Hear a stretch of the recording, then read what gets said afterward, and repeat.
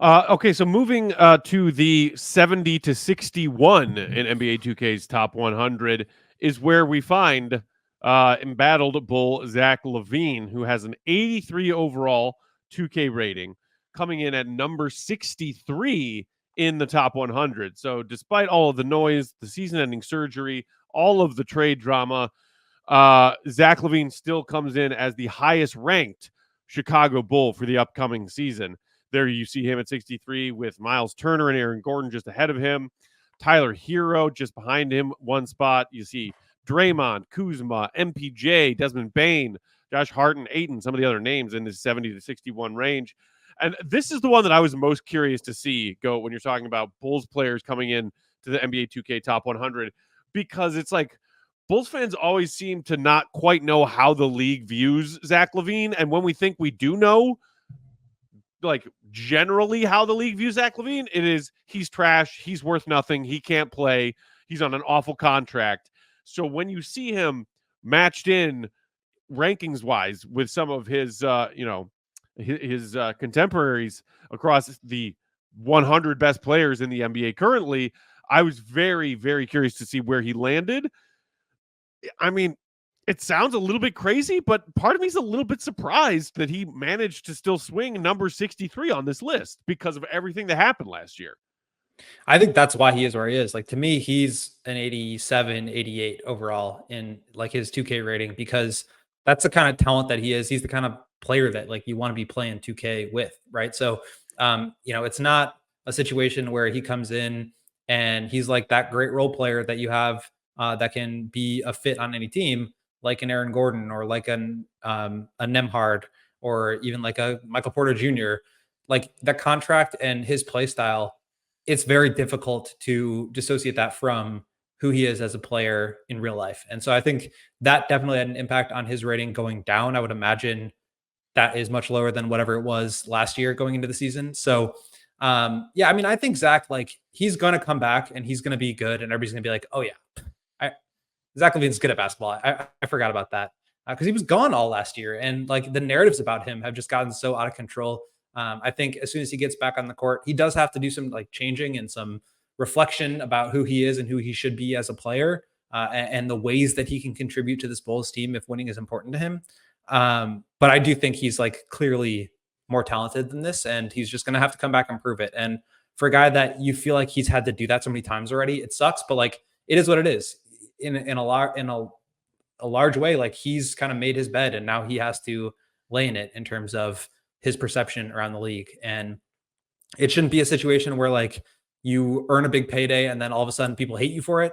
But that kind of is how it is. And, that comes along with the max contract. So he's got some changing to do. He's got some improvement to do. But I do think just getting back on the court and scoring 20 plus a night, it'll be pretty clear pretty quickly that he's obviously way more talented than this. Yeah, I mean, the 83 overall rating, because if I remember correctly, and I'm not someone who like follows the, in-season updated on a regular basis 2K ratings, because I don't play 2K all that often, but I feel like at the beginning of that 21-22 season that was going so beautifully for the Bulls, like DeMar and Zach had ratings that were steadily climbing to a point where like I think DeMar eclipsed 90 at one point and Zach was definitely in the high 80s.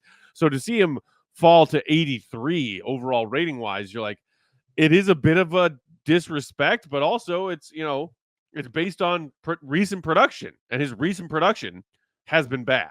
So we'll see if if Zach does come back and plays healthy and has a significant role in this new look Bulls roster while they try to maybe build up his trade value a little bit. If he starts to get some of that respect back across the league. I do hold out a little bit of hope for a Zach LaVine trade, and I think this is a good explanation as to why.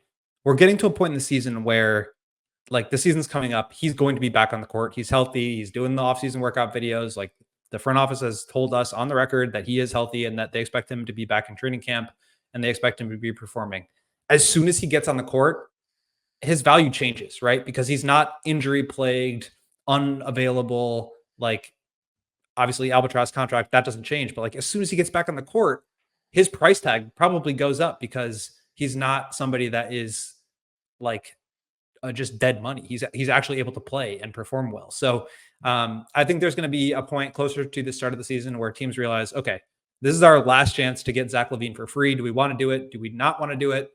Okay, maybe they do it, maybe not. But then, once he gets back on the court, either there's going to be a trade at the deadline that he's going to go for almost nothing, and everybody's going to be like, wow, this team got Zach for that. That's all the Bulls could get for him. Or he's going to come back and play really well, and then everybody's going to be like, oh yeah, he's really good. Let's either, let's see the Bulls build around him, continue to, or turn him into some real assets at the deadline because he's warranted that play.